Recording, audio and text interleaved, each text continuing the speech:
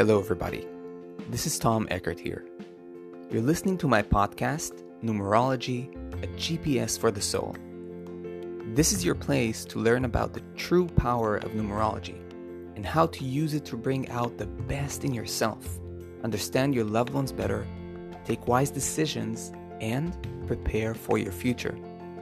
In other words, how to live your life aligned with your true destiny. Take your time to educate yourself and share these podcasts with your friends and family so they too can enjoy the great benefits of numerology. Enjoy!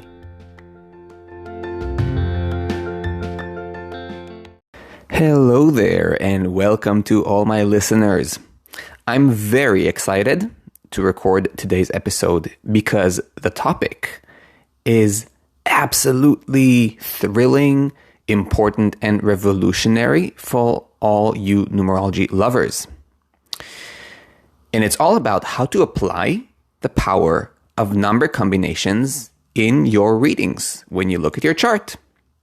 But before we dive in, if you're new here, my friend, welcome. In this podcast, we discuss the topic of numerology as a path for inner transformation, for spiritual growth, and self-understanding.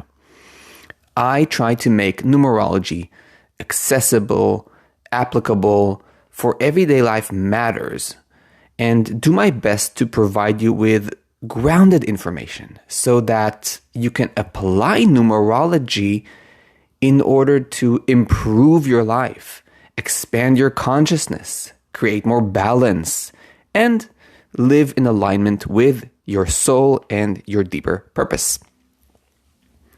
Now, here are a few ways you can dive deeper into numerology. Firstly, you can book a numerology reading with me. In a professional numerology reading, you can ask any question that is burning in your life and get precise answers. You can read more about the types of reading that I provide and contact me through the link provided in the episode description to book your reading with me. Secondly, if you wish to study numerology on a deeper level or even pursue it as a career, then I invite you to check out my 2 numerology study paths. The first one is my self-study numerology course, a course that you can take at your own pace to learn the fundamentals of numerology on your tablet, your phone, or your computer. Or you can sign up to my complete path of certification from beginner to numerology expert and get certified as a professional numerologist. This is my in-depth study path. To read more about both, check out the links in the episode description.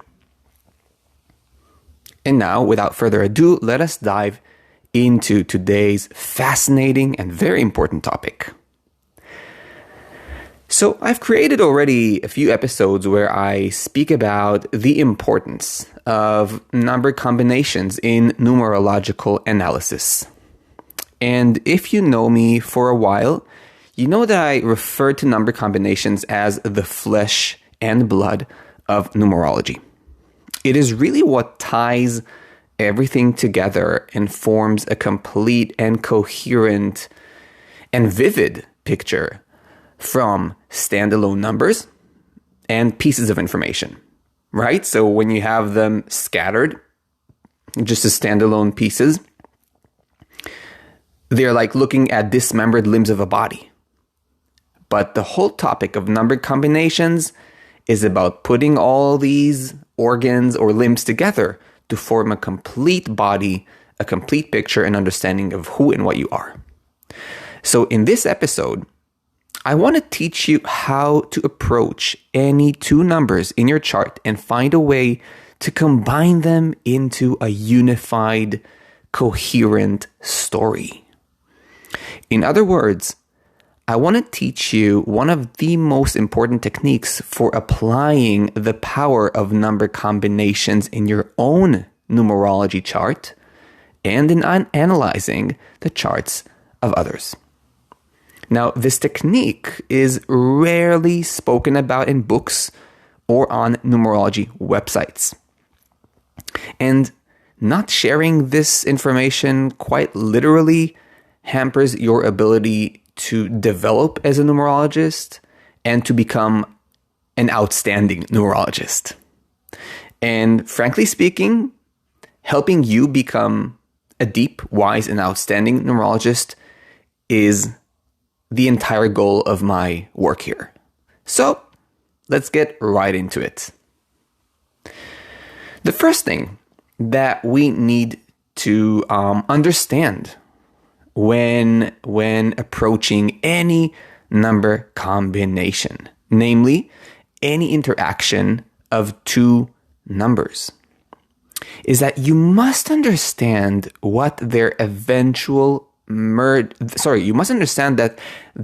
eventual merging and combination will not just end up being the kind of like the summing up of the qualities of both numbers.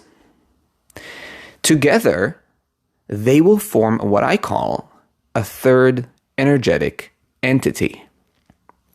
That means that by coming together, they will create a unique and new dynamic in a person's personality, life, and circumstances. In order to discover the particular third entity of any two numbers, the first step is to know each number really well, both light and shadow. As a first step, what you can do, my recommendation to you, is to write down next to each number a few positive traits that represent it, and then perhaps a few shadow traits. Having this written down will make the next step far easier for you. But remember, you cannot skip this stage. Number combinations is paradoxical because although it makes things eventually more whole and more complete, in other words, more easy to comprehend as an actual human story, it is simultaneously a more complex process. And that's why you need to have a solid and stable ground. In this case, a good grasp of the numbers in question. Just to give you an understanding, in my, or a context, in my numerology certification studies, my in-depth numerology studies, I don't get into this topic of number combinations until a few lessons into my second stage study course, right? That means that we build quite a solid, strong foundation prior to even stepping into that. And so if you feel unsure about the meaning of a particular number in your chart, then please make sure to listen to my podcast episode pertaining to that particular number before you move on to the next and more complex steps.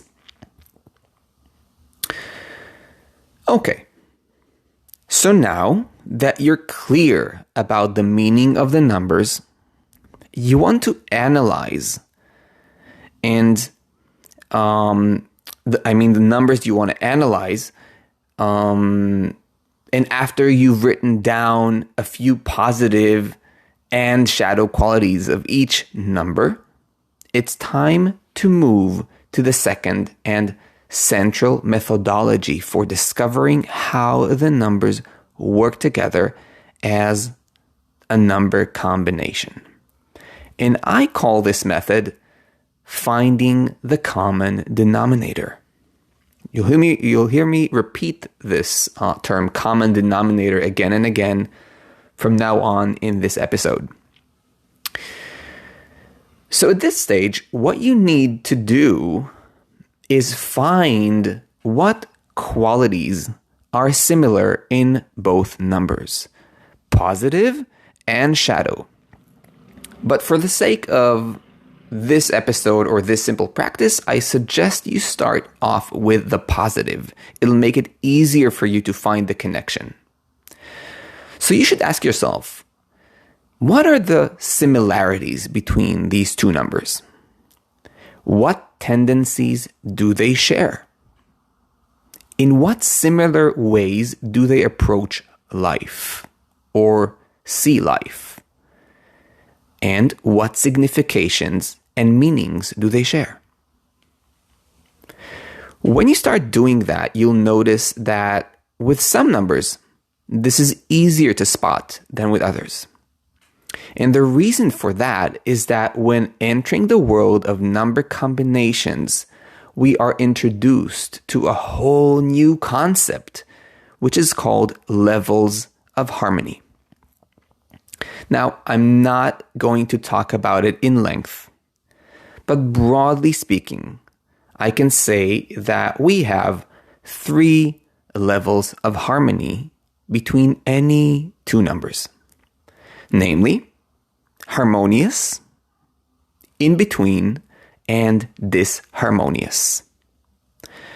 Now, levels of harmony simply mean how well or not do any two numbers understand, agree, and or cooperate with one another. So naturally, finding the common denominators between two numbers is going to be the easiest when these numbers are harmonious. Is going to be a little more challenging when they are in between, and more difficult when the two numbers are disharmonious. But that is it. I mean, the idea and methodology is very simple. The challenge is to know the numbers well, to understand them deeply, and then to be able to do that finer work of extracting the common denominators between any two numbers. This requires thinking and is not necessarily something that comes up automatically from the get-go. It's something you need to polish and develop over time. So now that I've explained the methodology, let us look into some examples to make it more easy to understand and digest for you all. But before I keep talking any further, if you are enjoying this podcast and want to keep learning more grounded, applicable, and high-quality numerology, make sure to click the follow or subscribe button on the platform you're listening from and become part of my numerology community. Also, make sure to check out the questions at the end of the episodes. I'd love to hear from you. It helps me know more about you. It helps me improve my episodes and provide you with better content. So having said that, let us keep going. And let us dive into our first example. And our first example is going to deal with the easiest of the levels of harmony, namely the harmonious combination. So for the sake of this example, let's take numbers 4 and 6. And let's follow the process in the way I demonstrated and suggested above. So we'll start with number 4, the main positive qualities. So we see here stability, reliability, responsibility, a sense of belonging, an orientation towards home and family, the love of tradition, connection to the past, and commitment.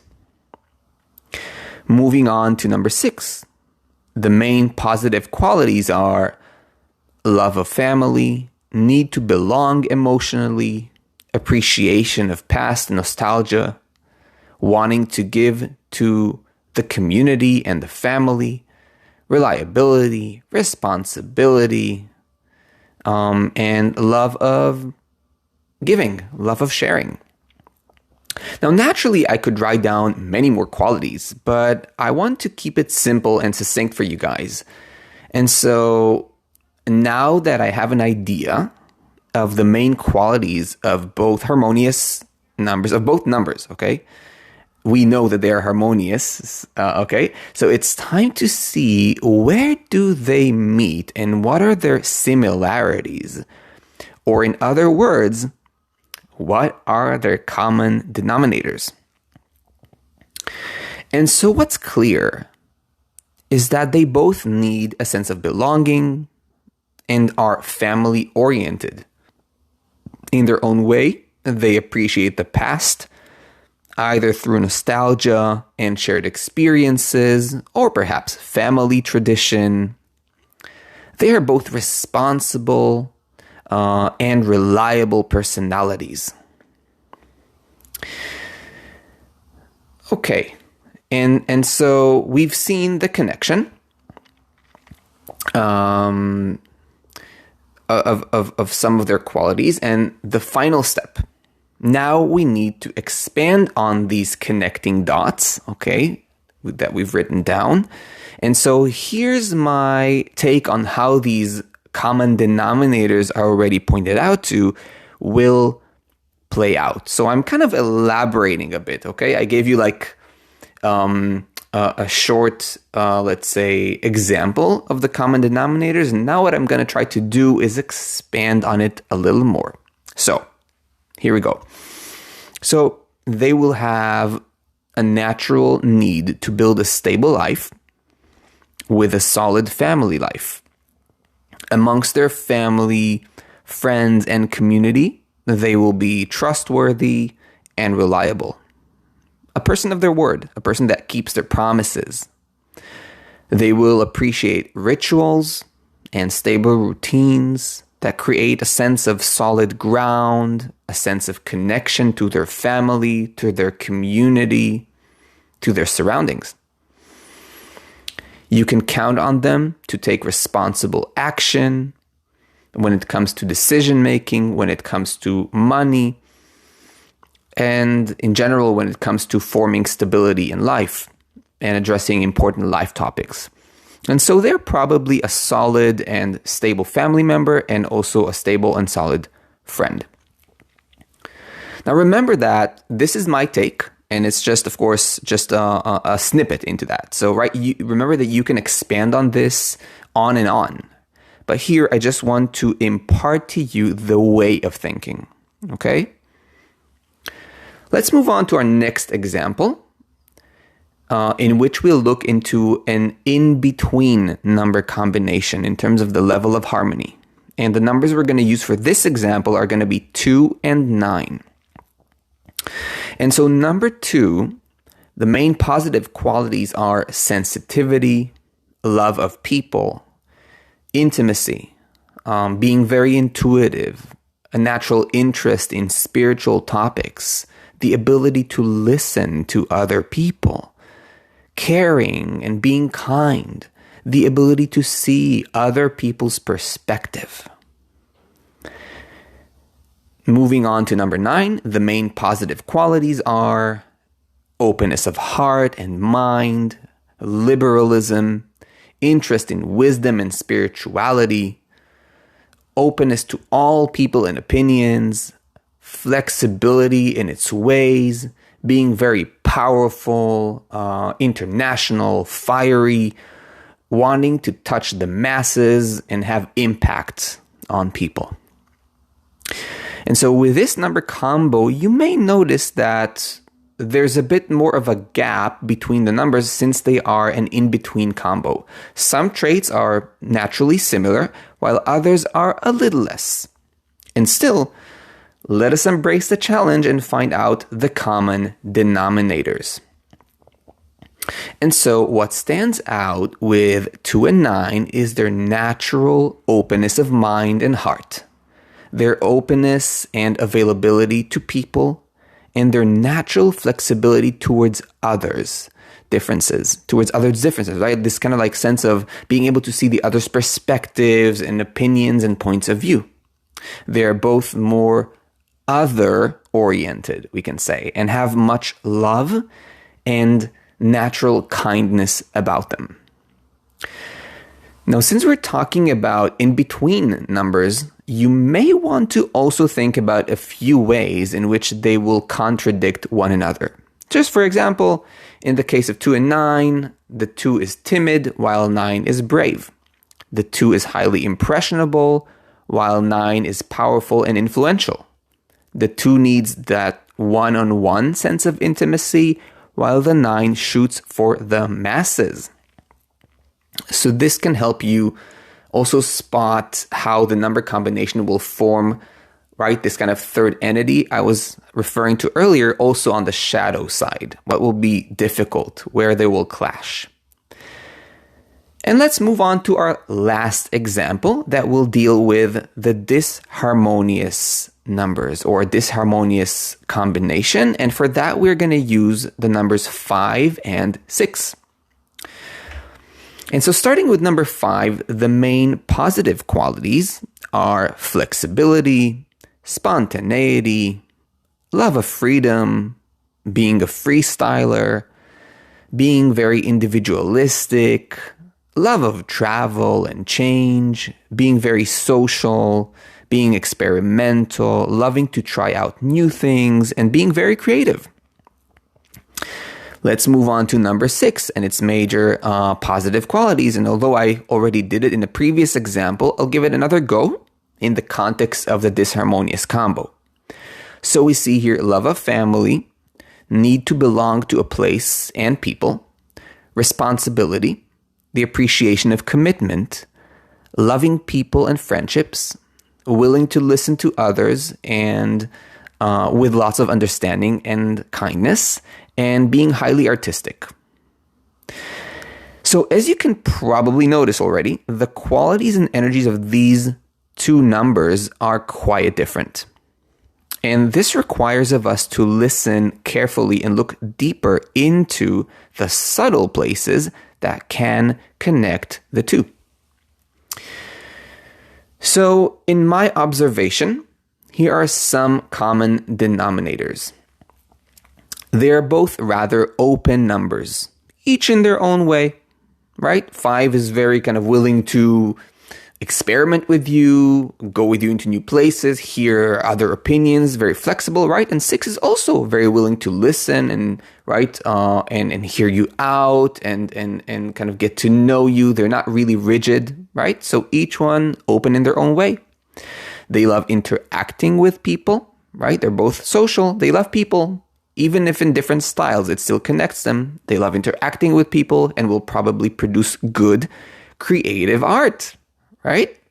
They're both creative in their own way.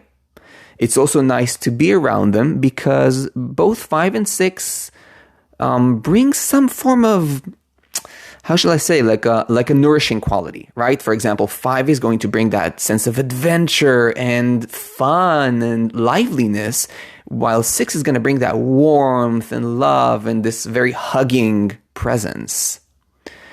And so you can see that although they are contradicting, still there are some places where they meet, and that's very important to note. But because they are disharmonious numbers, I definitely recommend writing down a few areas where they will clash.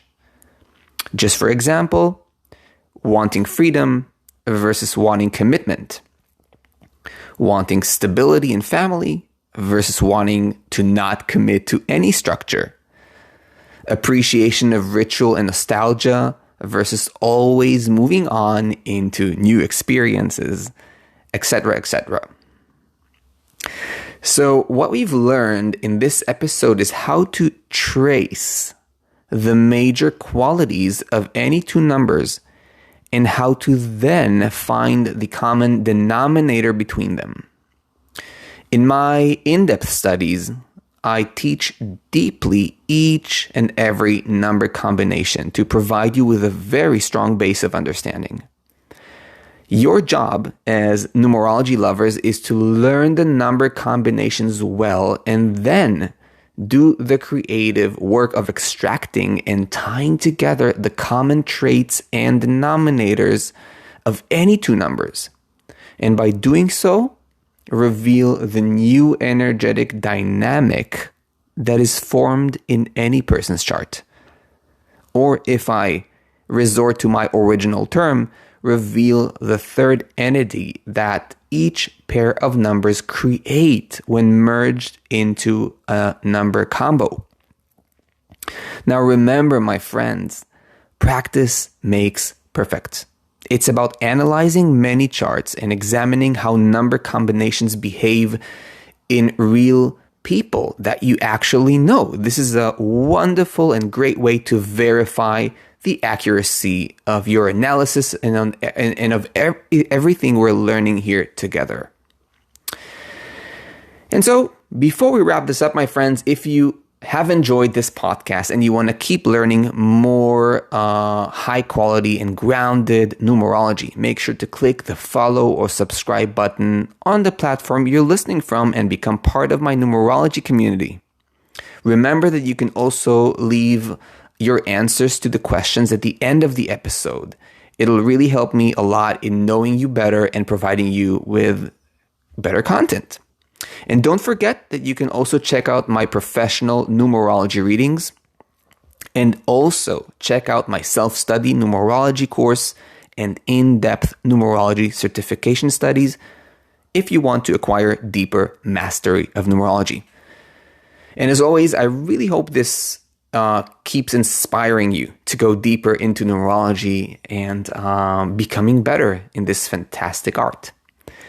As always, my friends, it's been a joy and a pleasure, and I will see you in the next episodes.